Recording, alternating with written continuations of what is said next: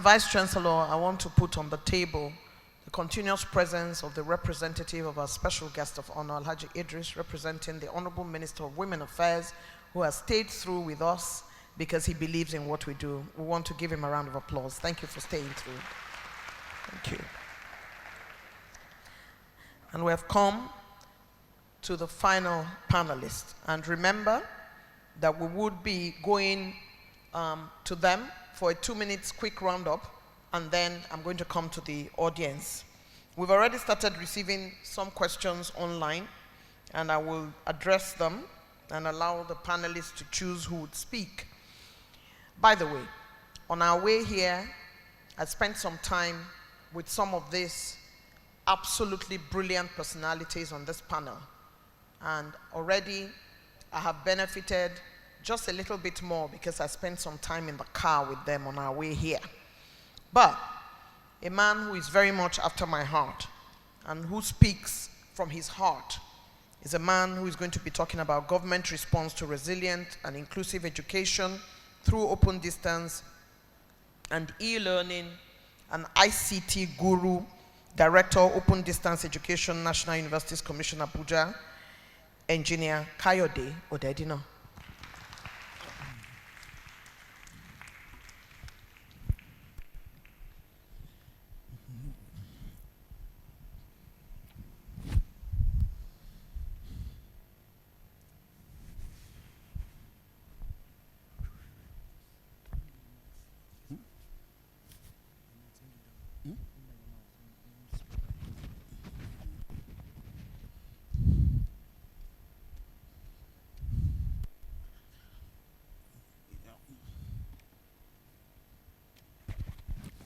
The Vice Chancellor,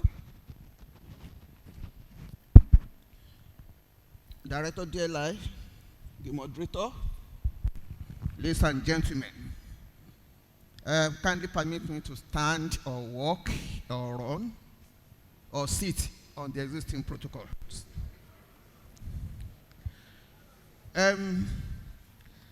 Now there is everything that has advantages have disadvantages sit side by side. I have the advantage of being the last speaker. I've listened to everybody. At the same time, the disadvantage is like the advantage, because now I'm left with nothing to say.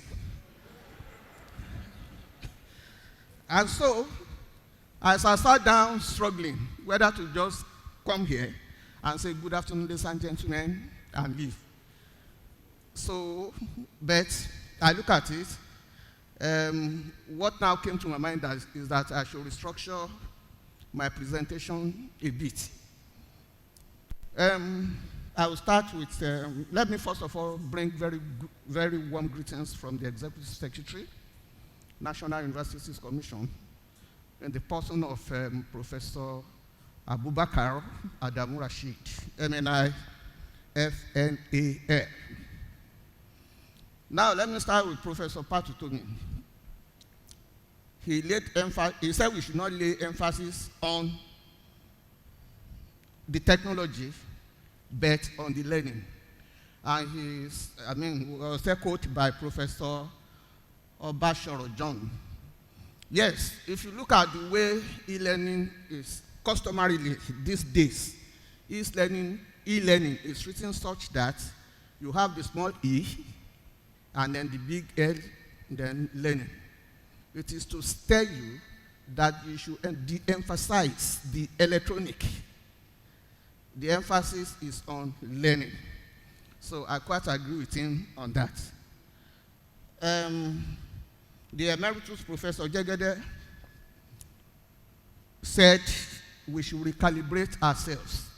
That is both teachers and parents. If we want to be good players in this era, we have to recalibrate ourselves. One of the things I've noticed is that our generation, we seem to be getting it wrong. We want to be training the coming generation the way we are trained.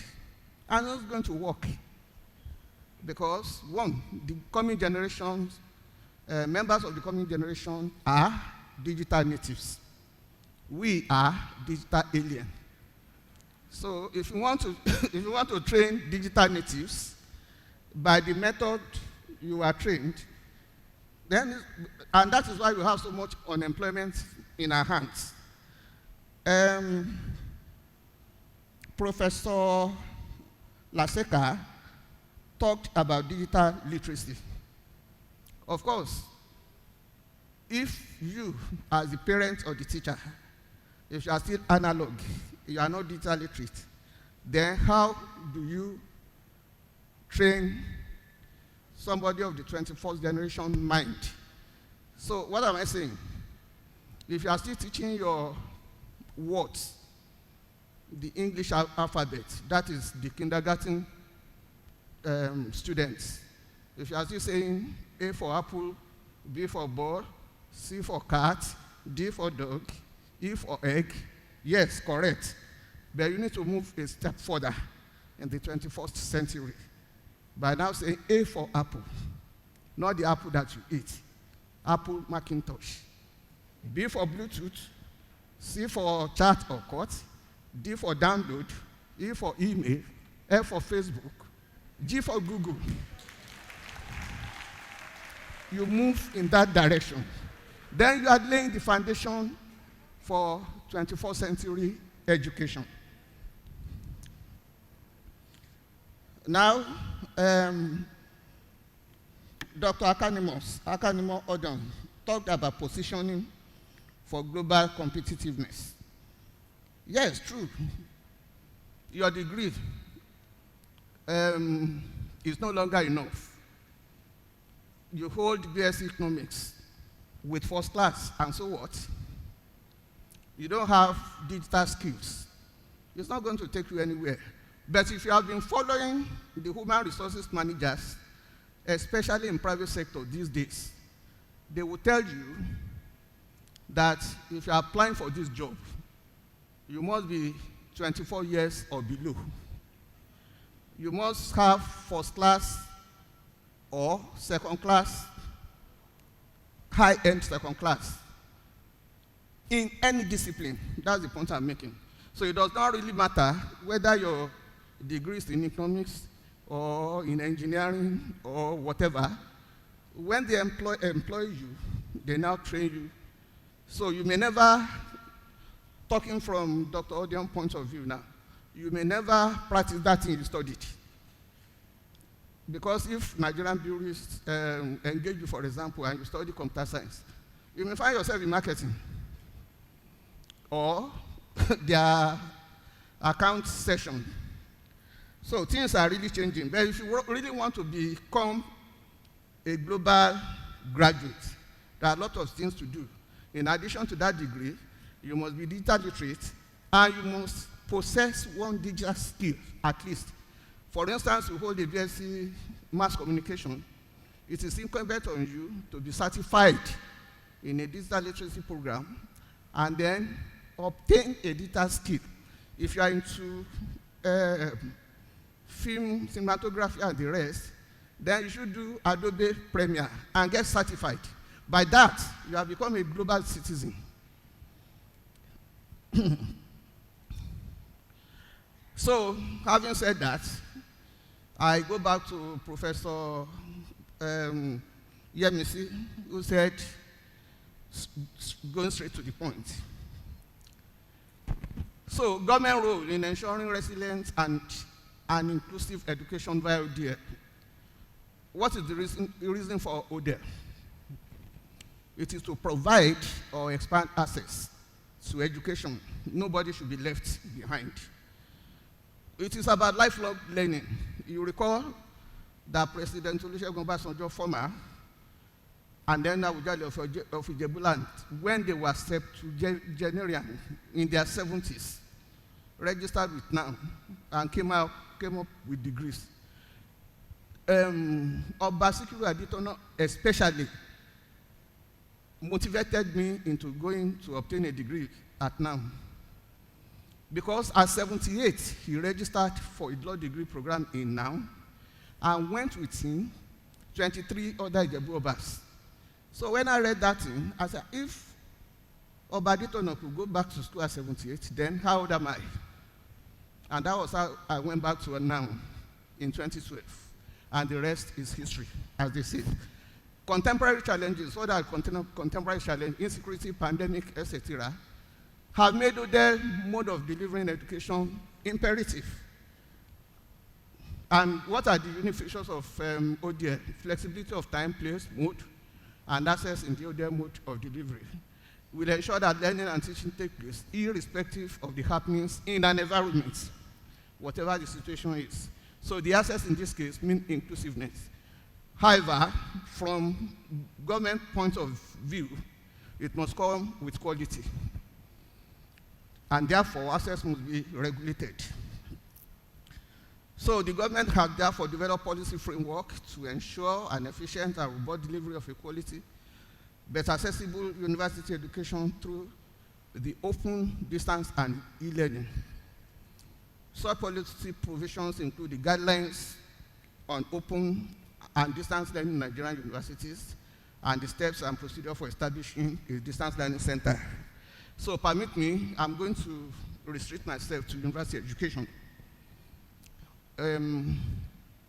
So there was a national policy on education in 2004, which laid the foundation, not late, which re-emphasized the goals of open and distance education to provide access to quality education, ensure equity in educational opportunities. Doesn't matter whether you're a man, a woman, disabled, whatever, Muslim, Christian, to meet special needs of employers by mounting special certificate courses at the workplace. Dr. Odion had already said much about that. Encourage internationalization of curricula, ameliorate the effects of internal-external brain drain. So we have different types of models of open and distance education.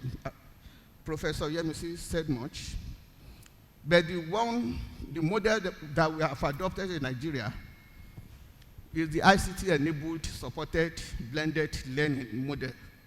Professor Jegede has already preempted that. I will talk about that.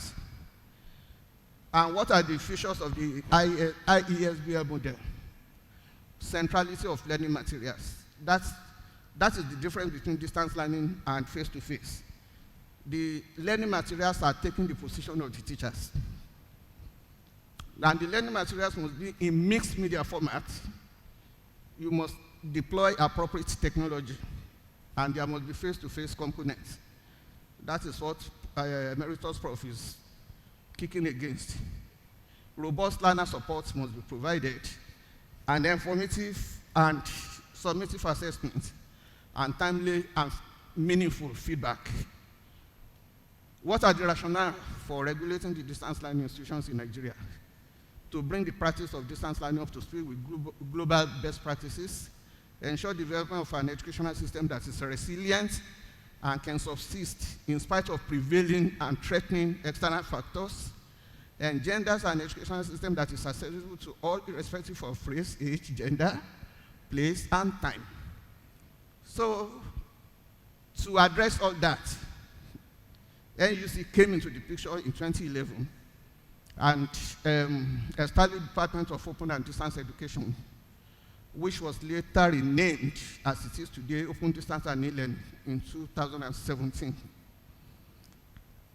Now the Directorate has 3 divisions, namely Open and Distance Learning, Transnational Education, and E-Learning divisions. So for Open and Distance Learning division, we look at it from 2 angles. Distance learning centers of universities, so that the universities will become dual mode universities, and then open universities. So we've developed procedure for establishing distance learning centers in Nigerian universities that is running. Then the guidelines for open university, guidelines for open and distance learning in Nigerian universities is running.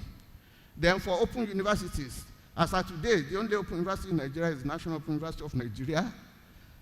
And NUC is now fine-tuning the guidelines for the establishment of private open universities in Nigeria, all in a bid to expand access.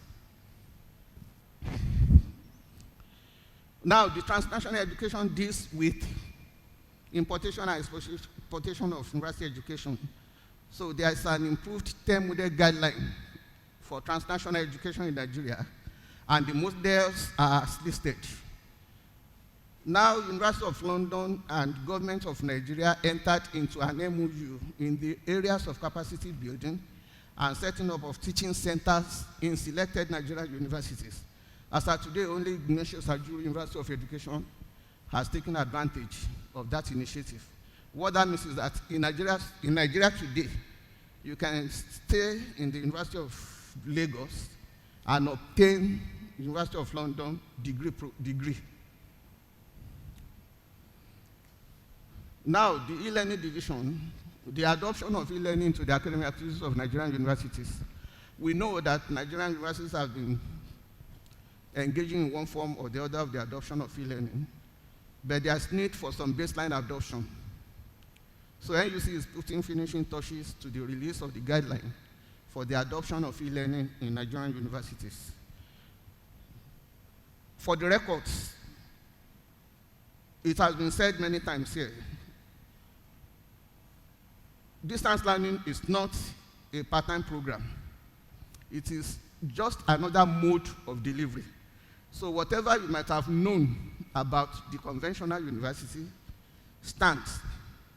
So we still talk about minimum of 6 academic staff.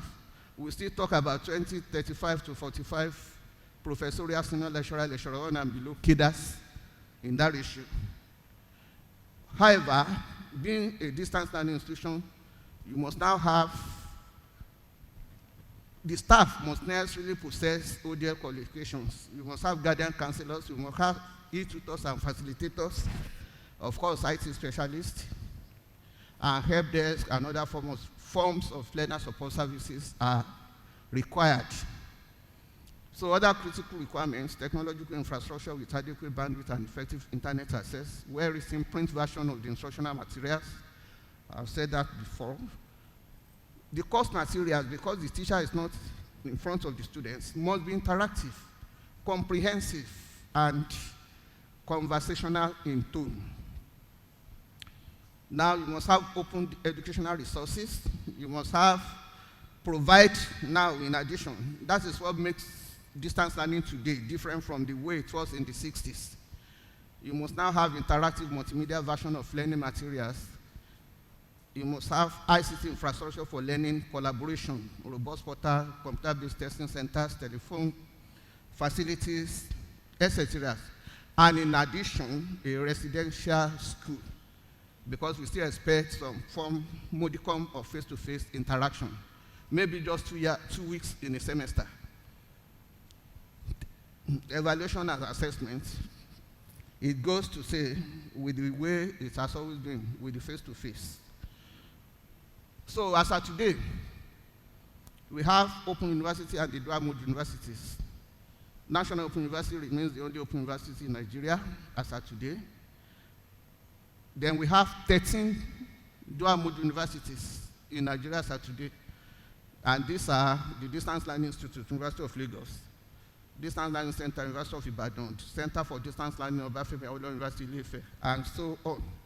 The latest being Babcock University Center for Open Distance and E-Learning, which was just approved 2 months ago, I guess. So what are the challenges that we face in open and distance learning? We still have paucity of open distance e-learning experts in the Nigerian university system. Like I said earlier, our generation is, technology alien. So we still have low level of ICT development and digital literacy and skills in the US. We still have the prejudices and misconceptions about ODL institutions and their works. We are still slow into accepting the use of technology in teaching by academics in the US. Then in some cases, inappropriate succession policy in some ODL institutions, when the tenure of one director expires, the kind of consideration the universities bring forward to bring the successors at times draw the system back. So in conclusion, I would rather say the pervasiveness of technology has made ODL as the future of global education to have become imperative. The disruption by technology in the 21st century is not peculiar to education. We will recall the era of tally number in our banking halls before the advent of e-banking. We now have e-passport, e-governance, e-commerce, e-registration, among many other e-initiatives. Therefore, all hands must be on deck to evolve all-inclusive and resilient open distance and e-learning operations in Nigeria through massive human capital development for the sector, provision of internet access. We've been going on accreditation, especially in public universities. This has remained a big challenge. Adequate learner support services and the deployment of appropriate technology, e.g. learning management system. The centrality of interactive and comprehensive course materials that are conversational in tone cannot be overemphasized. And lastly, just to emphasize that as of today, things might change tomorrow, the ICT-enabled supported blended learning is the approved model. Thank you very much.